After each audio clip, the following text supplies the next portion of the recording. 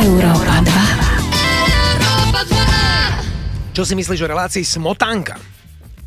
Smotanka to je pre mňa meka inšpirácie. Čiže bomba, pre mňa smotanka funguje vždycky. Čiže odtiaľ máš napríklad aj tú preafektovanú Žizel sa volá, no? Aj odtiaľ, áno. Ale zo smotanky sa dá všetko úplne čerpať. Perfektne. Sme radi, že Smotanka je tvojou inšpiráciou. Erika sa poteší. Prvý sex v koľkých a ako sa volal? Toto nie. No, mohla si povedať stop, ale teraz už ťa nepustím. No, teraz už to musí byť. Normálne. Nemôžem.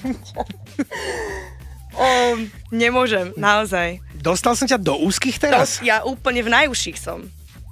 No dobre, tak poviem iba tak, že bol to dosť skoro, bol to dobrý kamarát. A bolelo to. Nebolo to. To je také, že predstavíš si proste... No, ale nemala si z toho nič, lebo však prvý sex asi je taký aj pre chlapa, aj pre babu, to je o ničom. A babi si to predstavujú vždy tak romanticky, že môj rúžičky, lúpenie na posteli, všetko, ne. Ja čítala som Bravo Girl, vždycky som čítala Bravo Girl a tam si dočítaš, hej, na krb, sviečky, blablabla a zrazu mu... To není vôbec tak. A boli to, je to nepríjemné. Chlpatý, týpek v tielku prepotenom, že moja, prvý sex. Ideme na to.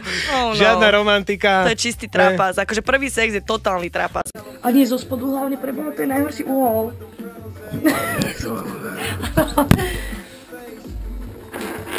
Daj to. Tuto to daj. Takto.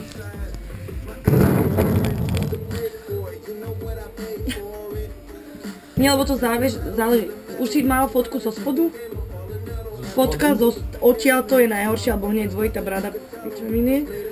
Takže z profilu pekného a nie zo spodu z vrchu, lebo to ti opticky zúžiť. Ja všetko v doma, akože nacvičené. Aha. Black and yellow. Akože spraviť pesničku čierna, žltá. Totálna bomba. Vidíš, aký hit? Black and yellow.